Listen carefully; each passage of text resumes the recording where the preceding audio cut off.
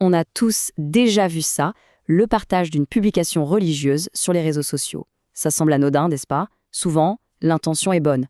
Mais, et si ce simple clic portait en lui une responsabilité bien plus lourde qu'on ne le pense? La question est cruciale. Parce que si l'intention est de faire le bien, le résultat, lui, pourrait être tout le contraire. On va se pencher sur un avertissement divin qui met en lumière ce qui est décrit comme la plus grande des injustices.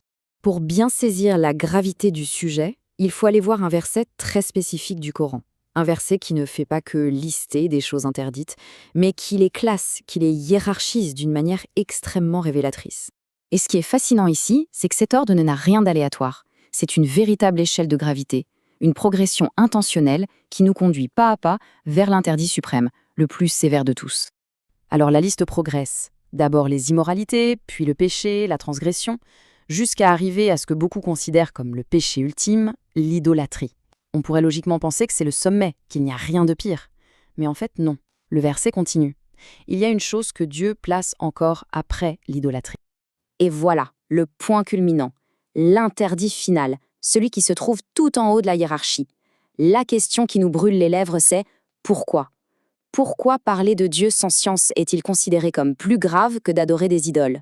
La réponse, elle se trouve dans la compréhension qu'en ont eu les savants de l'exégèse.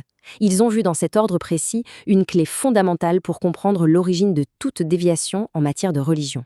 Voilà donc l'explication. Parler sans savoir n'est pas simplement un péché parmi d'autres. Non, c'est bien plus que ça. C'est la source, la racine même de tous les interdits qui ont été mentionnés juste avant. Mais comment est-ce possible? Eh bien, c'est assez simple en fait. Toute hérésie, toute tentative de rendre permis ce qui est interdit, ou l'inverse, et même l'idolâtrie elle-même, d'où est-ce que ça vient à l'origine? Ça part toujours d'une personne qui a parlé au nom de Dieu, mais sans aucune connaissance.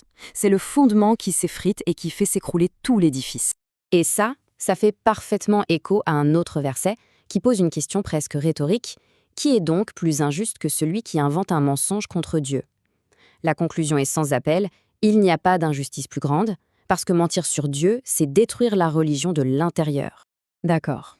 Maintenant qu'on a posé cette base théologique, ramenons-la à notre époque, à son application la plus directe, la plus urgente aujourd'hui, le monde des réseaux sociaux. Le message est très direct. À une époque où le téléphone est presque une extension de nous-mêmes, chaque riposte, chaque partage de contenu religieux prend une dimension d'une gravité extrême. Le contraste est saisissant, n'est-ce pas? Un seul et même clic peut être soit une œuvre pie qui rapproche de Dieu, soit une affirmation fausse faite en son nom, et ça, souvent sans même qu'on s'en aperçoive. Les enjeux sont tout simplement immenses. Il est donc absolument vital d'adopter un esprit critique. Il faut se souvenir que ce n'est pas parce qu'une personne a une grande audience qu'elle a la connaissance. Ce n'est pas parce qu'une information devient virale qu'elle est vraie. Et ce n'est certainement pas parce qu'un influenceur est populaire qu'il est qualifié pour parler de la loi divine. Alors, avant d'effectuer ce prochain clic, il y a une dernière chose à méditer. C'est la sagesse qui se cache derrière l'humilité intellectuelle. Cette parole des anciens est d'une profondeur incroyable. Dans un monde qui nous pousse constamment à avoir un avis sur tout, à tout commenter, le fait d'admettre son ignorance n'est pas une faiblesse. C'est un acte de piété, un acte de force. C'est une protection contre la plus grande des injustices.